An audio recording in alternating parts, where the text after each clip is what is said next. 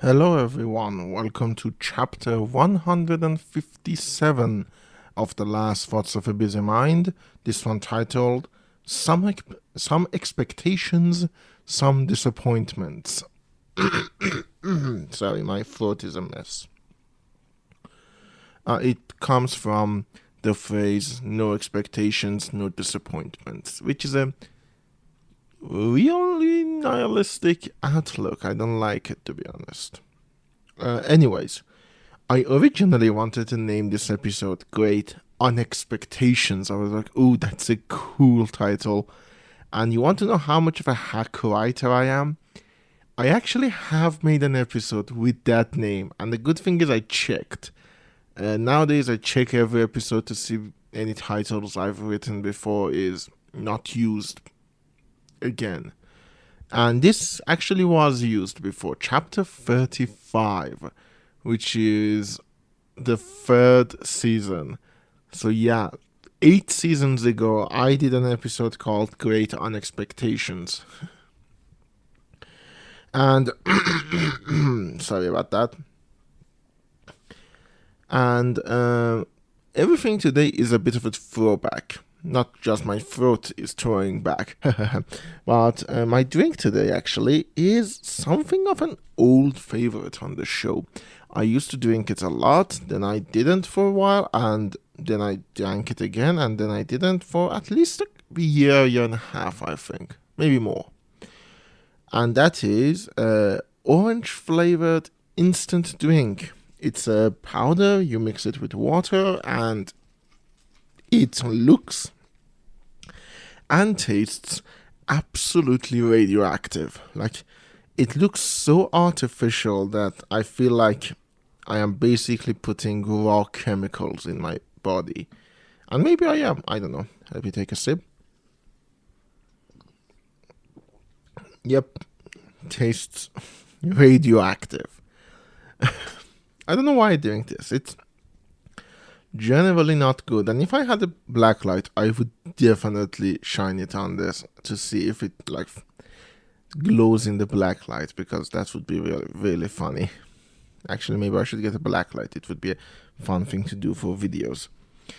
Anyways, why did I name this Some Expectations, Some Disappointments? Basically, something unexpected happened this week, which I will be getting into. But it made me incredibly nostalgic. And I couldn't, for the life of me, talk about another episode where I am, talk for another episode about how I'm depressed and unmotivated and I don't do anything, because good or bad, that has been the legacy of this show as of late. Me just saying how bad things are. And things are not good, let me tell you. Just because I'm not talking about them doesn't mean I've solved them. It's just that I've talked about them for way too long. I am incredibly tired of them. I feel broken. I feel disappointed in myself. I feel unwanted. I feel unliked. I feel like people who I thought liked me didn't. I thought the people who I didn't think liked me hated me.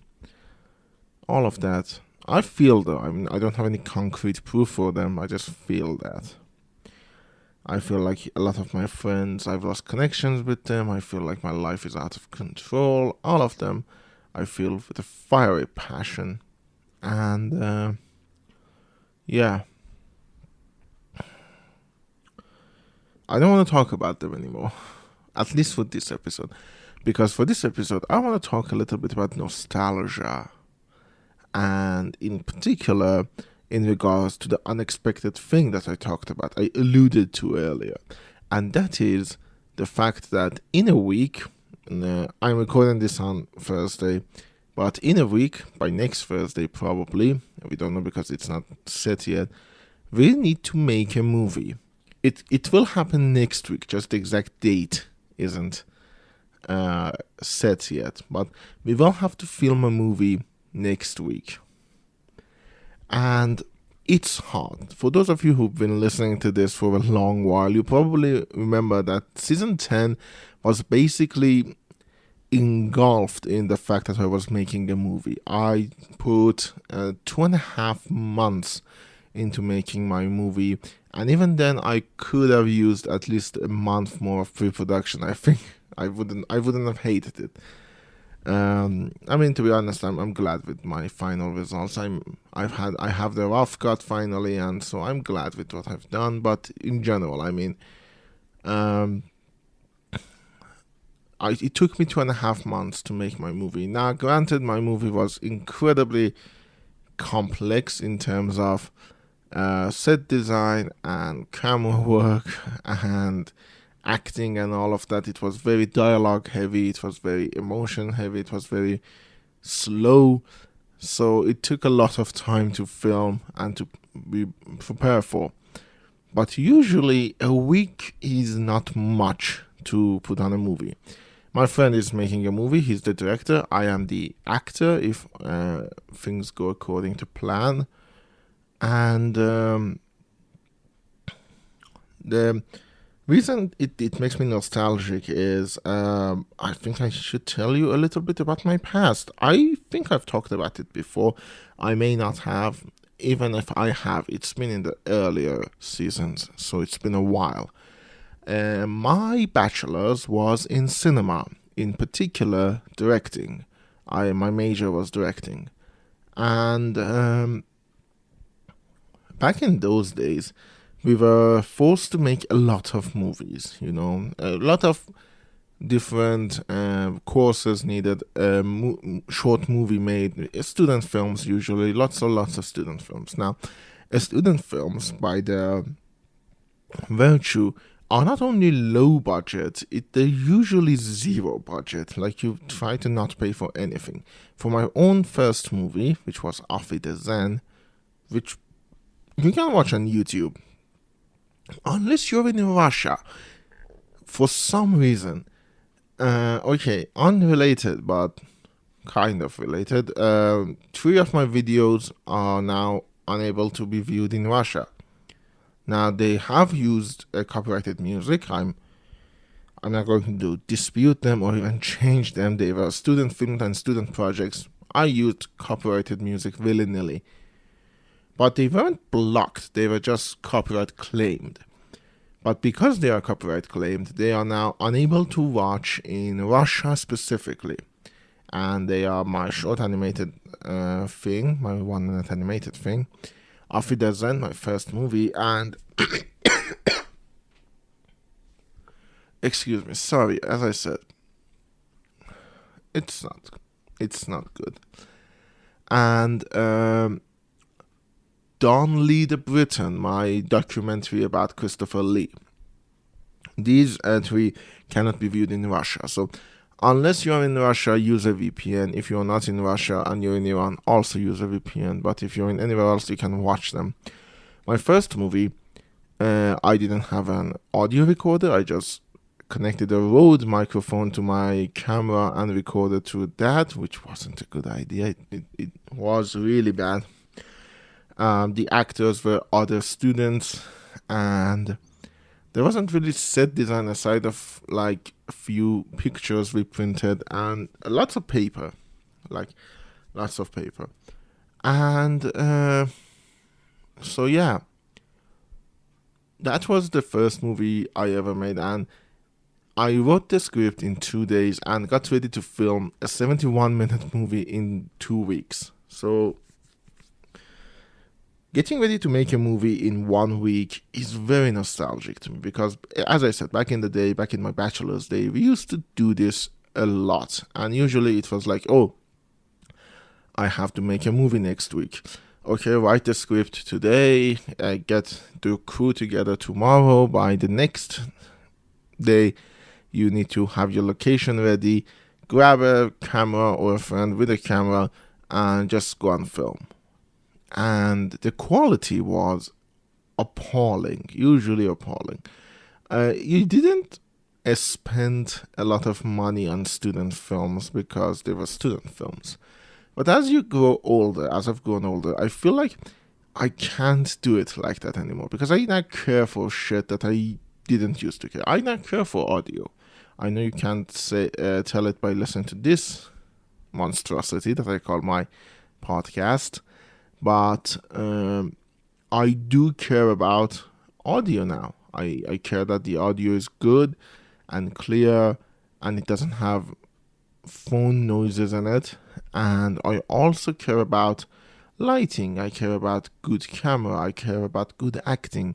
And these are things that I didn't used to care about at all. So it's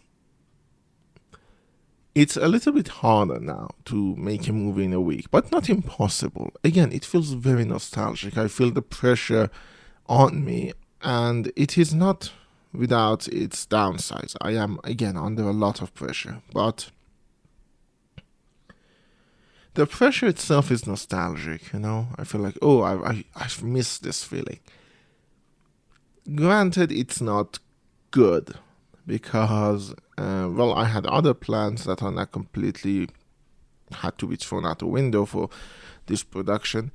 And it's not like I'm mad about that or anything. I'm generally not. I do actually think this is an exciting thing to do with this new group of people. But it does mean that I am going again back into my survival mode, which is pushing away everything bad in my head and focusing on a project and not focusing on myself. And that is not a good mindset to have. I have these phases, you know, and that's also the same for my bachelor's time, which is why I spent so much time crying when I was studying for my bachelor's that honestly, most people, if they saw, no matter how patriarchal they are, would have said that's too much crying. You know, I'm saying because the boys don't cry and all that shit, which I don't believe in. But you know, even most people would have said, oh, that's too much crying. What is wrong with you? Because I didn't handle my situation very well back in the day. Back in those days, I wasn't even really diagnosed with GAD either, so I didn't know why I was always anxious. But I didn't used to handle things very well. I'm still not handling things very well, but at the very least I am trying. But back in those days, it was like, okay, put everything on hold, put your own mind on hold, and get the shit done, and then you can deal with it. And by the time I got the shit done and I was ready to deal with the problems, I was practically crippled, or better said, destroyed completely under the weight of all of those problems. I couldn't move, I couldn't function properly. And that is what also happened with my own movie. For 2.5 months, I started my depression in January. The renewed depression 2.0. This time it's personal. But I pushed it aside fully because of the movie. The movie itself was a massive trigger for the depression, but I put it aside saying I'm going to make the movie and then I'm going to deal with it. And by the time I was done with the movie and I was ready to deal with it, I couldn't because I was too weak. And that weakness has persisted. Like for the past 6 months, it's just persisted and persisted and persisted to the point that I'm basically I don't even think I'm functional. I feel like I'm just living. I don't know what time is. I don't know what day it is. I don't know what I'm doing with my life. I just go on living it and feeling like, oh, things seem to have fallen off. Taskmaster ended and I didn't even react properly. The season, not the whole show, hopefully. I don't know who the new contestants are. Should we learn that together? I don't think they've announced them. Maybe they have and I haven't seen it. Season 17 was good though. It was really good. I enjoyed it. Was that as good as season 16 though? Season 16 was special, you know. Season 16 was really special. just that collection. It wasn't as good, no, but it was really good. It was really fun.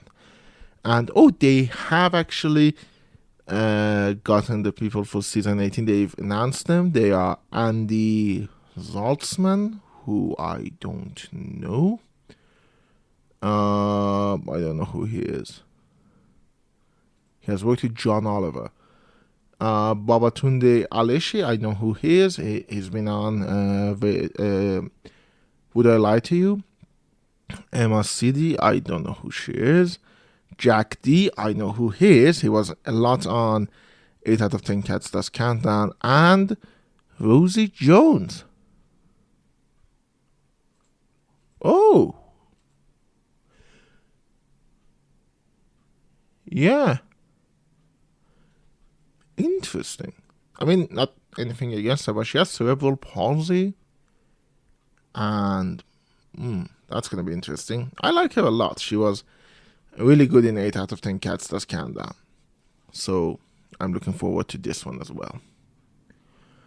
But yeah, Taskmaster. I didn't even do anything about it. And I feel disconnected from life in general. So the fact that in a week we need to make a movie made me a little bit nostalgic. For all the good reasons and bad reasons. Good reasons because, well, with everything becoming so overwhelming when even talking about making a movie nowadays, it's kind of good to go back to the basics.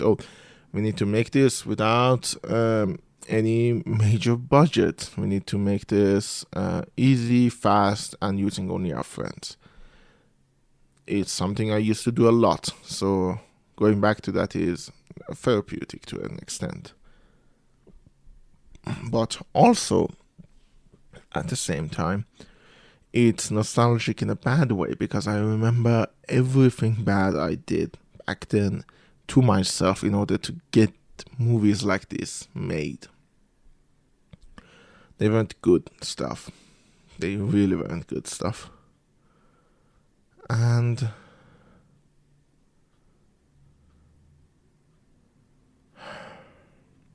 sorry about that. Just had a tiny breakdown. I'm not gonna have a mental breakdown on air again. On air, as if I'm doing this live. I mean, it is unedited, but it is not live. But yeah, I feel like I do need to get some things in order. I need to get my ducks in a row. And my fox in a give. I don't know what I'm talking about. So that is the best way for me to give my call to action. If you listen to this on YouTube, don't forget to like and comment and subscribe. If you're listening to this on YouTube, stick around till the end, and there will be a link to my other channel, which hopefully in July I can make a new video for. I have a few ideas. One of them has been going on for the whole of June, and it's sad that I didn't do anything with it. But yeah, don't forget to like and comment and subscribe. If you're listening to this on any other platform, if it's Castbox, comment there, and I will get a notification because I have that app installed. If you're listening to this on any other app, there is my email in the description. You can send me an email. That's actually a pretty good way of reaching out to me. So yeah, next week is going to be crazy. I can already tell. The rest of today, meaning Thursday, and tomorrow, Friday, when you'll be listening to this, because it will go out on Friday, I'm going to be a little bit busy with social events, and so next week, goddamn, from Saturday, we're going to be working on the movie, and I'm an actor. I'm not a good actor, but I can act in the sense that this movie needs, but it needs me to act depressed, and thankfully, I have a lot of good practical practice for that, but you know, it's gonna suck. My biggest worry is that I cry. I don't want to cry on the set, but you know, maybe I do. Who knows? I will see you all next week.